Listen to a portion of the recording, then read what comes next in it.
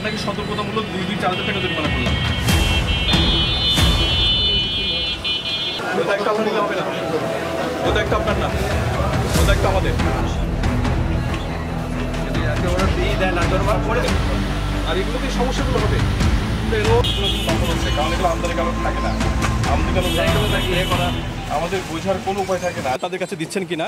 এবং এরকমভাবে আমরা 4টা ফার্মেসিকে আমরা জরিমানা করি 14,000 টাকা।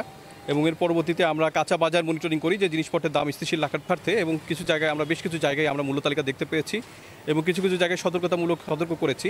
এবং একটা জায়গায় আমরা কেবল দেখতে পেয়েছি যে সেটা বিএসটিআই বা অনুকরণ করছে, যেটা হচ্ছে যে একটা প্রসিদ্ধ একটা ব্র্যান্ডের, এবং সেই ব্র্যান্ডের অদলে বান্ডেল থাকলে প্রতি সেনমানিতে টাকা বাঁচবে। বিকাশ সেনমানি বান্ডেল কিনে জিতুন প্রতি লেনদেনে।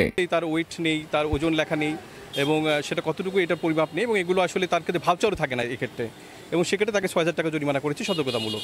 এবং এই নিয়ে মোট 6টা প্রতিষ্ঠানকে মোট 20,000 টাকা জরিমানা করা হয়েছে।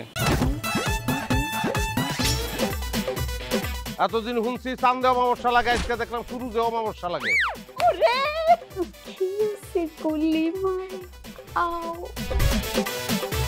আপনার নামটা? আমার নাম লাবণ্য। এটা ধরেন। এইটা কি? চলে মানে আংটি। ভয় পেলে নাকি সিরিয়াস?